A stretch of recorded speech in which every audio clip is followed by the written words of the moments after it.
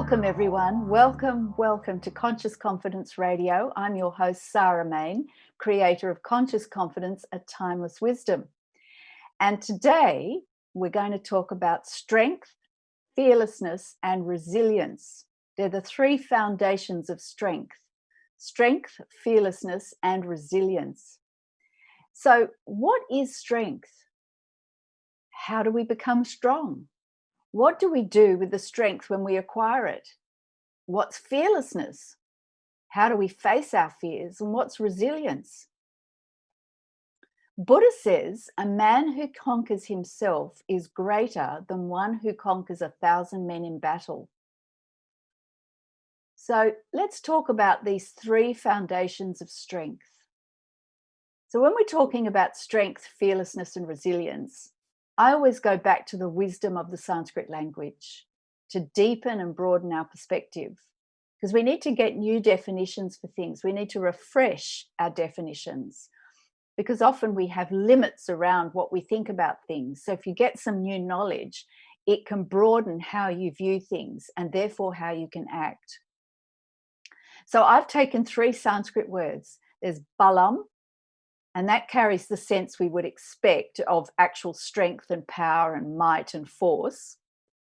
And then there's abhayam, which means fearlessness. And that's the strength to face one's fears. And abhayam is made up of two parts. There's a little at the beginning, and then there's bahayam, and bahayam. And that actually does something. Bahayam means fear. So our fears. The at the beginning literally means not. And in philosophical terms, it can be seen as a measure of awareness or pure consciousness. So pure consciousness before the fears, wakefulness before the fears, being mindful before the fear, bahayam. And that ends up as fearlessness, because that wakefulness allows you to move forward through the fear. So fearless. And then abhyasa, the usual meaning of abhyasa, for anyone who knows Sanskrit, means sustained, disciplined practice, repetition, repeatedly turning to the work despite challenges and failures. So that's what abhyasa typically means. But because disciplined practice requires someone to return again and again, despite any failure and challenges that they may experience, it also means resilience. So coming back to something again and again, not being put off, bouncing back, that's resilience, abhyasa.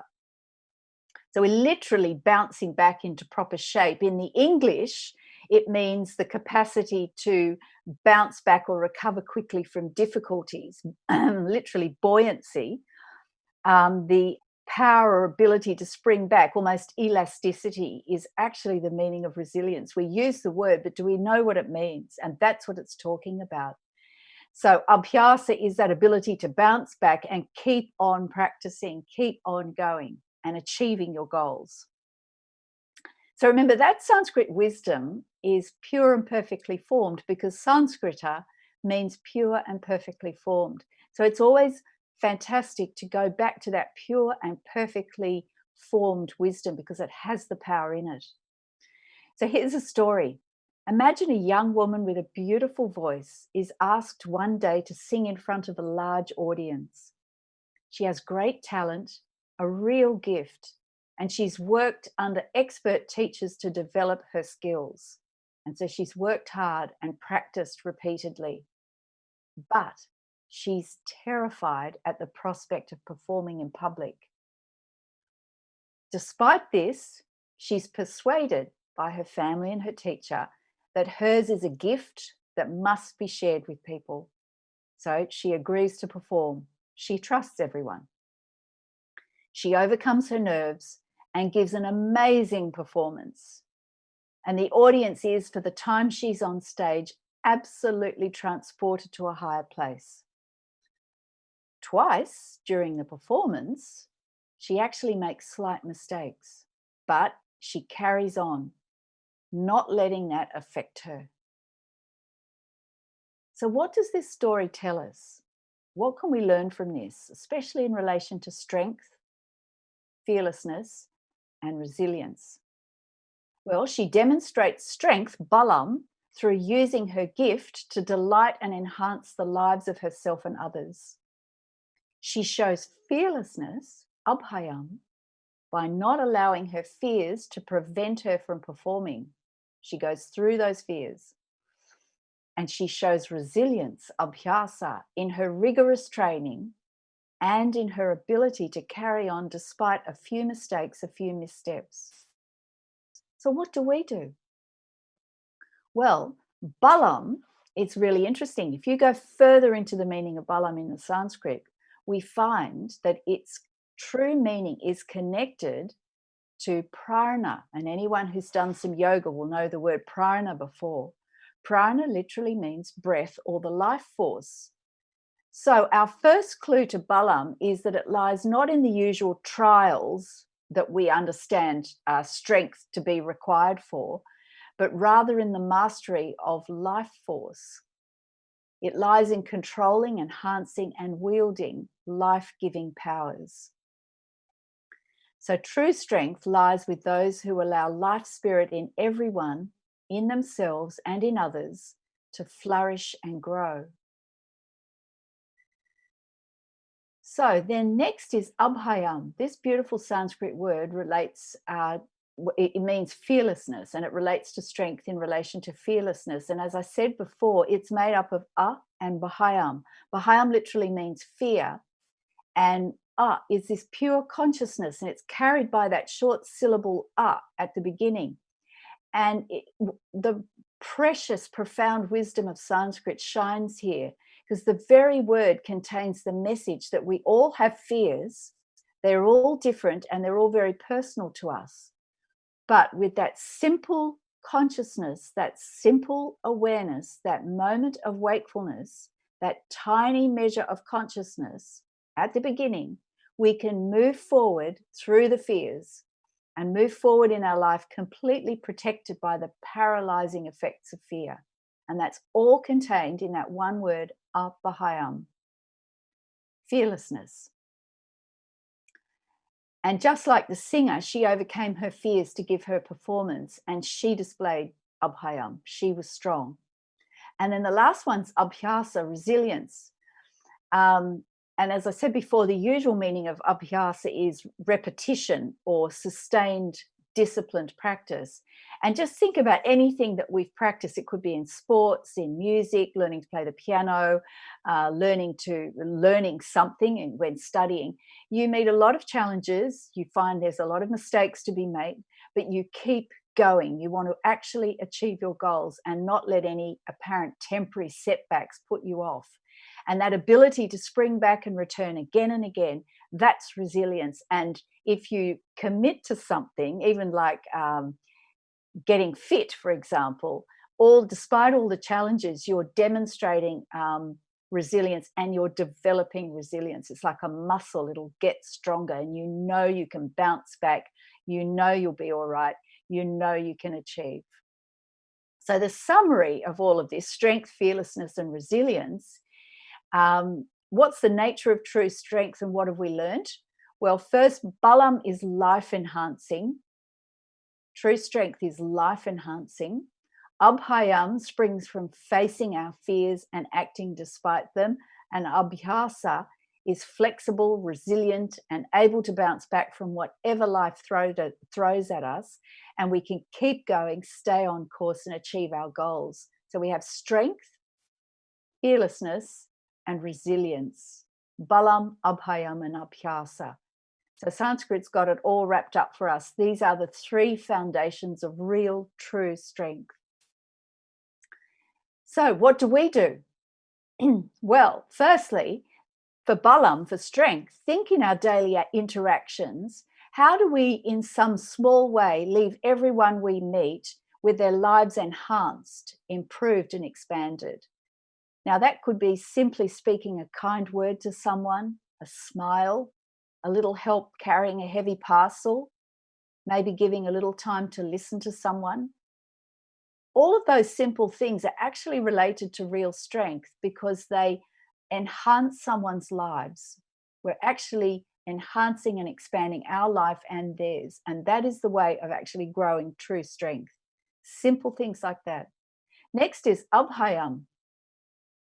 Think in another situation of some fear or anxiety that prevents us from doing what's needed or saying what's needed to be said. So in that situation where we feel the fear and anxiety, take a deep breath, feel your feet on the floor, become present, raise your awareness in that moment, and walk calmly through the fear to a place of simple, decisive action. Pick something simple and actually practice abhayam, fearlessness, and walk right through that fear. You can do it. And abhyasa, the resilience, let's resolve to return again and again, despite setbacks, despite challenges, to any worthwhile task. Commit to it. Don't let yourself be put off. Find that strength, and find that strength that helps and inspires ourselves and others. We all have limitless strength, so let's go and use it and achieve our goals. So we're going to take a break now, and after the break, it's mailbag time. So every show I have a mailbag, and I have listeners that send me questions, and I've got some wonderful questions. So it's mailbag time, and also I'll tell you how to discover more about conscious confidence, and I'll sing you some Sanskrit. So we'll be right back soon with mailbag, discovering more about conscious confidence, and hearing some Sanskrit. So remember, Sanskrit's got your back. Sanskrit knows who you are in truth. The wisdom traditions know who you are in truth. You're enough, you're whole, you're pure, you're perfect, you're complete, you're strong, you're resilient, and you're fearless. And it's all in the Sanskrit. So stick to that. Follow the timeless wisdom and get out there and achieve your goals. We'll be right back soon.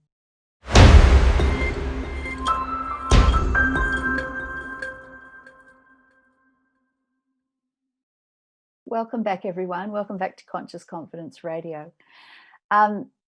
Before the break, I was talking about the three foundations of true strength, and that's in Sanskrit, balam, strength, abhayam, fearlessness, and abhyasa, resilience.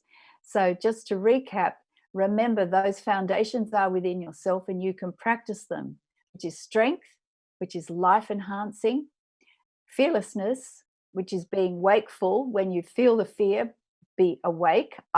That's the in front of Bahayam, be awake and walk through those fears, fearlessness. And then resilience, sticking to your course, sticking to what you want to do.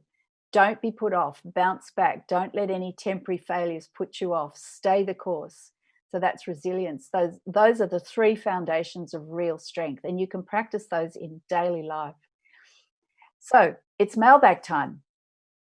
And I've had a question, which is, what are the 7 gateways of transformation? What are the 7 gateways of transformation? And this question's referring to a chapter in my book. And the 7 gateways of transformation is actually a profound piece of wisdom from the wisdom traditions, originally in Sanskrit, but it reflects in so many different contexts. The 7 gateways describes the process of change. It's like a law or development of change. I put it in my book to describe the process of when we decide, when we come to ourselves and we want to actually develop real confidence, conscious confidence within ourselves and achieve our goals. There is actually a known process. It sometimes seems like it's random, but it isn't. It's actually a known process. And it covers these 7 steps. So what are the 7 gateways of transformation? So it's going from the limited to the limitless, from the individual to the universal, or just the start from an idea to achieving our goals. The same 7-step process. The first step is inspiration, where we get the idea. We wake up to something. All of a sudden, we have a different vision of the situation. We realize that we are limited and we want to be limitless in a particular context. We realize we want to do something. We get an idea, or we get inspired by some great work. So that point of inspiration is step 1, and that changes everything. Step 2 is then we realize that we don't know what to do. We need to get some knowledge. Now, either that knowledge comes from within, but typically we actually need to learn the knowledge. So we might find a teacher, we might read a book, some way or other, we actually have to get some new knowledge to move forward. And we need to start applying that knowledge. So we apply the knowledge, then we discover more questions. So we reapply the knowledge. We have more questions. So we're going back and we're reading more, we're learning more, we're going to a teacher, we're asking them more questions, we're learning more. So it's that whole education learning process. And all the while we're practicing, we're applying, we're meeting challenges, we're overcoming them, we're carrying on. So that's absolutely appropriate to what we're talking about here in today's show. So that's step 2. There's a lot of work going on there. And what's happening is steps 2 and then 3. Step 3 is it's literally called attenuation of the mind. And attenuation means making thinner. And that means we're getting more focused. And that means we're getting stronger. And all the unnecessary things are falling away. So step 1 is the inspiration. Step 2 is learning and applying and growing. And step 3 is we're getting stronger. And that's the sign of the growth, is the strength, the focus. And that's where that growing strength, that growing confidence is coming from. So, and the step 1, you do need to keep refreshing the inspiration. So you need the company of people doing the same thing, typically, because you re-inspire each other, you support each other, you help each other. And step 2, you're learning, you're applying that knowledge. And step 3 is you're growing stronger, that attenuation. So in Sanskrit, that's Shubhejcha, Suvichara, Tanumanasa. So those 3 steps, steps 1, 2, and 3, it's pretty much a cycle, and you just keep working and working and working at those. And that's where the real sort of grunt work is happening. Then step 4 is where we achieve a level of accomplishment, of steadiness, of strength. And typically, we don't fall back from there. So steps 1, 2, and 3, we're working against habit. And so it's very easy to fall back until we actually achieve that level of what's called Sattwapati, which is a level of accomplishment and a level of strength, and it's a platform from which we really won't fall back. But up until that point, until we actually achieve that, where we actually, what we wanted has become so much part of our nature that we won't fall back from that, then we have to keep going on the steps 1, 2, and 3 all the time. By step 4, it's a different situation. That does mark a turning point. Then steps 5, 6, and 7, and in my book, I keep emphasizing this, the effort is different. It takes a different turn. Steps 1, 2, and 3, the effort is strong, and you can see me clenching my fist. We have to work. But after Sattwapati, there's no falling back. You don't fall back because those habits have actually fallen away. We're no longer beset by those habits. And genuinely so, we won't fall back into those habits. Excuse me. So then from steps 5, 6, and 7, it's different. The effort is this. And it's a surrender, it's a letting go. And there is further to go in terms of full actualization, full realization of something, or full realization of yourself, if you want to look at it in terms of the philosophical, spiritual dimension. And it's best not to say too much about this, but there are stages that you pass through and you develop. There are gateways there as well, as the individual and the separation falls away. And that's why the effort is more letting go. There is a continuing growth in the strength, but the strength is about coming to yourself. And if I'm relating this to creating something in the outside world, say you wanted to build something or create something, it's where you become quite masterful at your skills. So all the early acquisition of skills and training is one thing, but then you become a master of your skills and the effort is much finer. You're not hacking away at something, it's much more refined. And as a result, the thing that you produce is very beautiful, very refined, and a very high level, exquisite example of what you wish to create. So that's an example in the outer world. Within the inner world, from a point of full self-realization, it is coming to that complete unity. And of course, a lot has to fall away of separation. And that's an internal work, it's refined, and it's at the level of consciousness. And so the effort is letting go. Whereas before, we needed the effort to really apply knowledge again and again and again. And really, our attention needs to be on steps 1, 2, and 3. That all the rest will take care of themselves. Steps 4 to 7 take care of themselves. Apply yourself to steps 1, 2, and 3. That's why my book is full of practices, full of endorsements to practice, full of encouragement to practice. If you want transformation, you actually need to get new knowledge and put it into practice.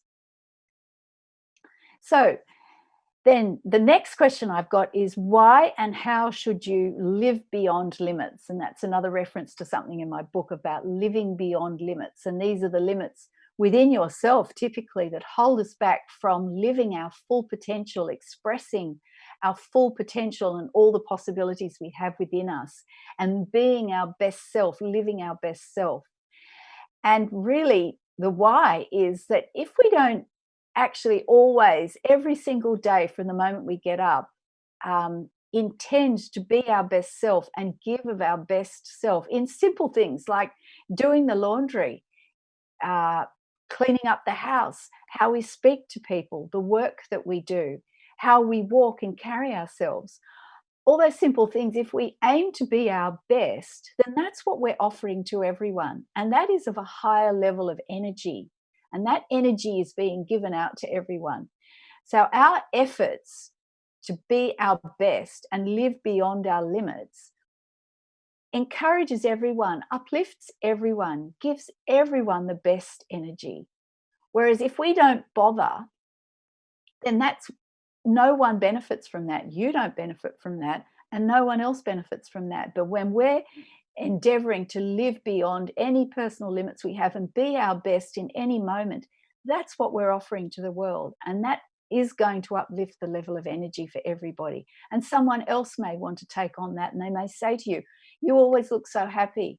I always feel so great around you. What's your secret? And then you can tell them. And that's already uplifted someone. It's ripples. So that's why we should live beyond limits and be our best self every single day. Okay, so I hope that helps, those 2 questions. And thank you, they're beautiful questions. I love them. Keep them coming. So how do you learn more about conscious confidence? Well, I've got a website, consciousconfidence.com. Go to my website, consciousconfidence.com. And there's tons of information there. And there's an information about my book, Conscious Confidence, Use the Wisdom of Sanskrit to Find Clarity and Success.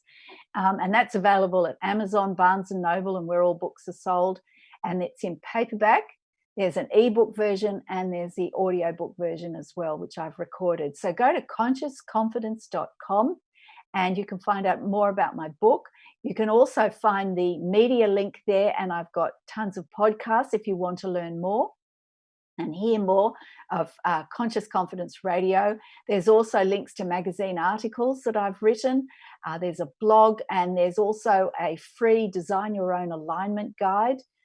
So there's 2 free videos and some worksheets. And I'm on social media, so follow me on Facebook and Instagram, and also all my shows are on YouTube. But go to Facebook or Instagram, that's Conscious Confidence Sarah Main, spelled Sarahmane, Conscious Confidence Sarah Main. I'm on Facebook and Instagram. Go there and drop me a line, leave a message, ask a question.